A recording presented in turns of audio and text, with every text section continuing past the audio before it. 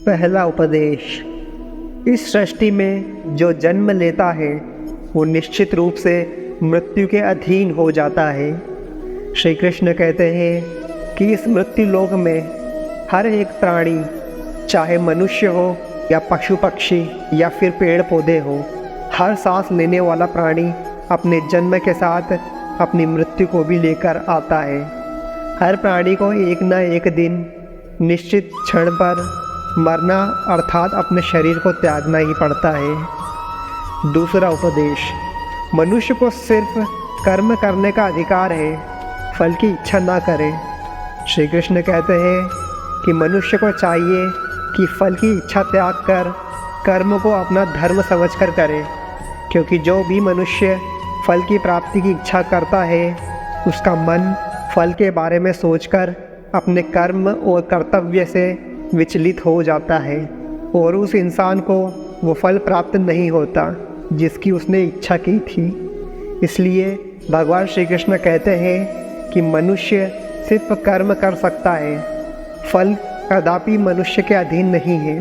जो लोग फल की इच्छा से ही कर्म करते हैं वो लोग सुख दुख आदि के चक्कर में फंस जाते हैं और उनकी मन की शांति नष्ट हो जाती है। मनुष्य अपने फल की इच्छा को त्याग कर कर्म को अपना धर्म समझकर करे तो उसे फल अवश्य ही मिल जाएगा, परंतु उस फल को वो व्यक्ति विधान की इच्छा समझकर स्वीकार कर ले और ज्ञानी व्यक्ति भी इसी योग को अपनाकर कर्म योगी बन जाता है। तीसरे उपदेश में श्री कृष्ण बताते हैं, इस विश्व में केवल शरीर मरते हैं, केवल आत्मा अविनाशी है। शरीर के मरने पर भी आत्मा नहीं मरती। श्री कृष्ण कहते हैं कि आत्मा ना कभी जन्म लेती है और ना ही कभी मरती है। वो अजन्म, नित्य, सनातन और पुरातन है, जो शरीर के मारे जाने के बाद भी नहीं मरती। जो सचमुच ज्ञानी होते हैं वो उनका शोक नहीं मनाते जो मर गए हैं और ना ही उनका शोक मनाते हैं जो अभी जिंदा हैं, क्योंकि वे जानते हैं कि जो मर गया है वो फिर से जन्म लेगा और जो अभी जीवित है वो अवश्य ही मर जाएगा। मरने वाला फिर से जन्म लेगा, क्योंकि केवल शरीर का नाश होता है। शरीर के अंदर जो आत्मा है वो कभी नहीं मरता, क्योंकि आत्मा को ना कोई शत्रु काट सकता है और ना ही अग्नि उसे जला सकती है और ना ही जल उसे गला सकता है और ना ही इसे वायु सुखा सकती है। चौथे श्लोक में श्री कृष्ण कहते हैं, अपने मन को नियंत्रित करो। श्री कृष्ण कहते हैं कि मनुष्य के शरीर का एक अदृश्य अंग है मन, जो कभी दिखाई नहीं देता, परंतु वही इस शरीर का सबसे शक्तिशाली हिस्सा होता है। मनुष्य को मैं के घमंड की मदिरा पिलाकर मदहोश करने वाला पाखंडी केवल ये मन ही है। उसके हाथों में मोह माया का जाल है, जिसे वो मनुष्य की कामनाओं पर डालता रहता है और उसे अपने वश में करता रहता है। यह मन शरीर से भी मोह करता रहता है और अपनी खुशियों से भी और अपने दुखों से भी मोह करता रहता है। खुशियों में खुशियों भरे गीत गाता है और दुख में दुख भरे गीत गुनगुनाता है। अपने दुखों में दूसरों को शामिल करके उसे खुशी मिलती है। किसी भी मनुष्य को उसका मन जीवन के अंत तक अपने जाल से निकलने नहीं देता। अपनी रस्सी में बांधकर उसे तरह तरह के नाच नचाता रहता है। ऐसा तब तक होता रहता है जब तक हम अपने आप को मन के अधीन नहीं कर देंगे, तब तक हमारा मन हमें नाच नचाता है। मनुष्य का मन मनुष्य को इतनी फुर्सत भी नहीं देता कि वो अपने अंतर में झांककर अपनी आत्मा को पहचाने और आत्मा के अंदर जिस परमात्मा का प्रकाश है उस परमात्मा का साक्षात्कार करे। किसी भी जीवित प्राणी के लिए आवश्यक है कि प्राणी अपने मन को काबू में करके अपने अंतर में झांककर अपनी आत्मा को देखे, तब उस आत्मा के अंदर उसे परमात्मा का प्रकाश स्पष्ट दिखाई देगा और उसी को ही परमात्मा का साक्षात्कार कहते हैं। पांचवें उपदेश में श्री कृष्ण कहते हैं, हमारा शरीर और मन कैसे काम करता है।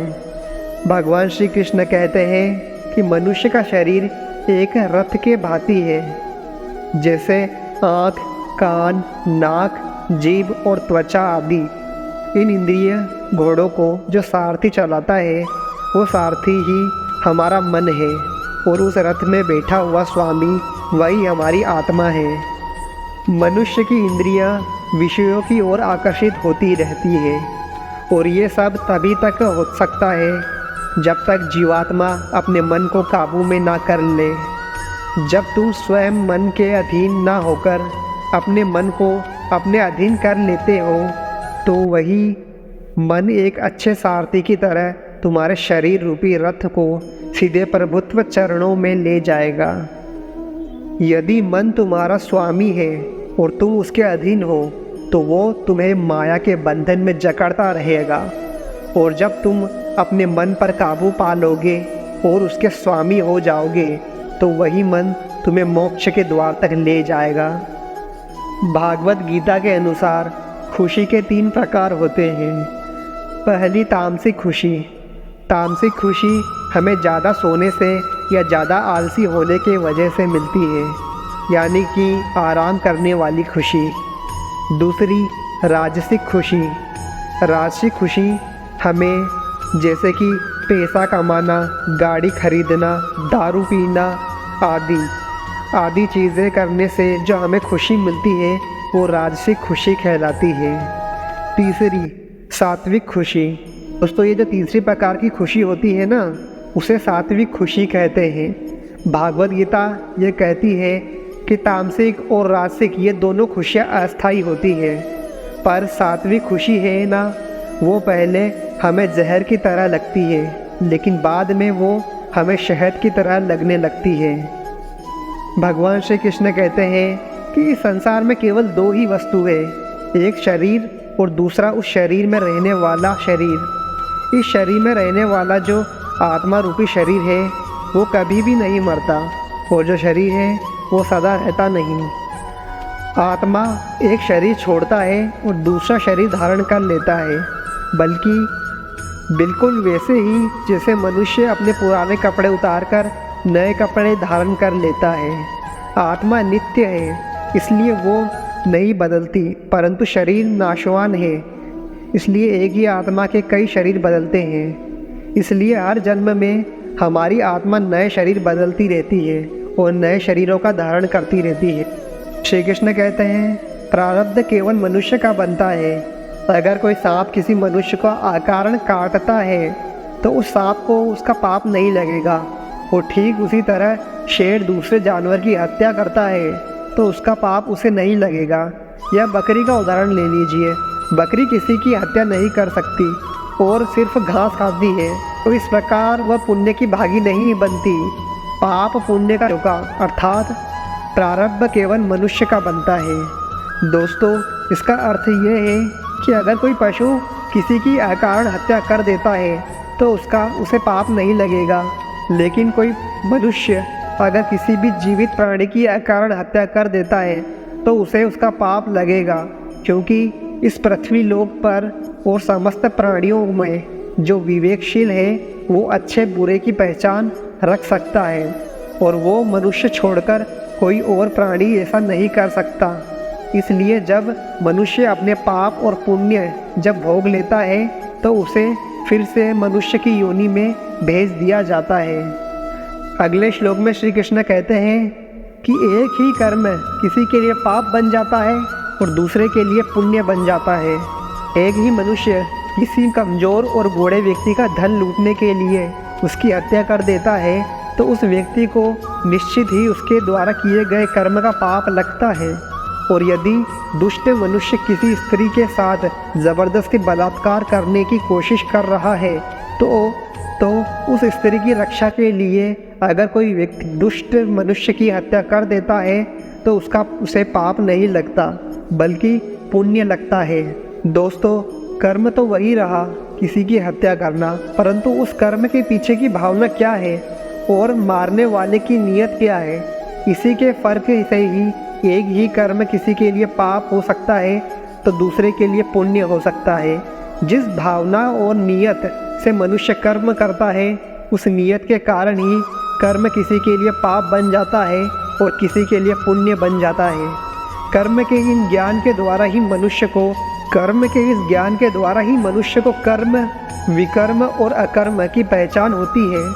दोस्तों, इसका अर्थ ये है कि मनुष्य जब निष्काम भावना से कर्म करता है तो उस कर्म का फल उसे नहीं भोगना पड़ता, इसलिए वो अकर्म हो जाता है।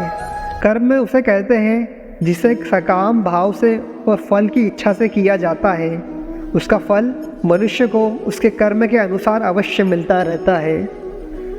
अच्छे कर्म का फल अच्छा मिलता है और बुरे कर्म का बुरा फल मिलता है। और जो असत्य, कपट, हिंसा आदि अनुचित कर्मों में विकर्म करते हैं।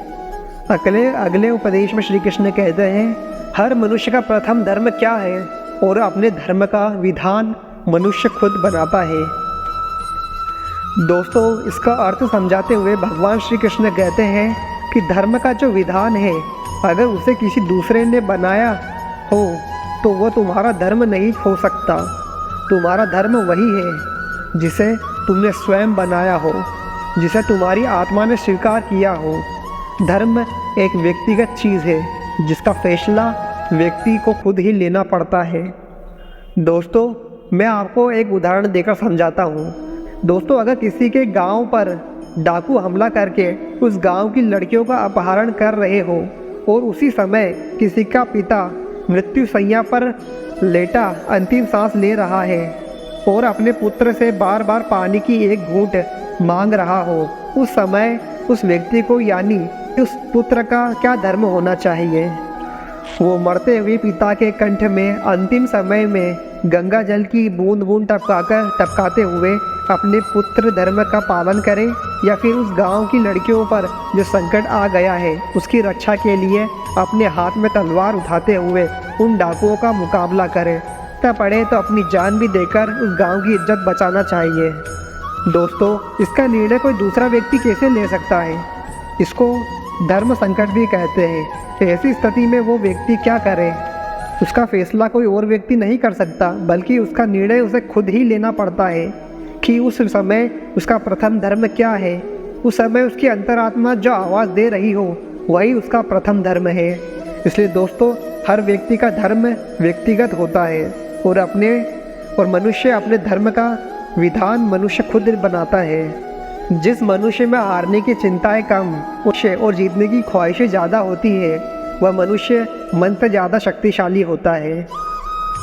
जीवन में सब कुछ हासिल कर लीजिए या गवा दीजिए, मगर अपने स्वार्थ के लिए किसी का इस्तेमाल मत कीजिए।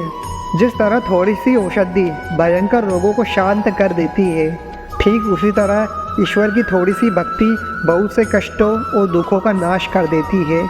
कभी कभी अपनी लाइफ में आगे बढ़ने के लिए उन चीज़ों और व्यक्तियों को भी त्यागना पड़ता है जो कभी तुम्हारी हृदय की गहराइयों में विलीन थे। गीता का प्रमुख उद्देश्य यह है, इस विश्व में केवल शरीर मरते हैं लेकिन आत्मा अविनाशी है। शरीर के मरने पर भी आत्मा नहीं मरती। गीता के अनुसार मनुष्य को सारे धर्मों का त्याग कर एकमात्र भगवान श्री कृष्ण की शरण ले लेनी चाहिए। लेकिन इसका मतलब ये नहीं है कि छोड़ो घर द्वार और चलो हरिद्वार, बल्कि घर में अपने परिवार के साथ में रहकर भी भक्ति की जा सकती है। गीता का सबसे महत्वपूर्ण उपदेश यह है कि हम शरीर नहीं बल्कि हम एक आत्मा हैं। शरीर के मरने पर भी आत्मा नहीं मरती, क्योंकि आत्मा अजर अमर है। आज के वीडियो में बस इतना ही। आप हमारे चैनल पर नए हैं तो हमारे चैनल को सब्सक्राइब कर लीजिए, क्योंकि हम आपके लिए ऐसी वीडियो लाते रहेंगे। और कमेंट में श्री कृष्ण का नाम ज़रूर लिख कर जाइए। भगवान आपका भला करे।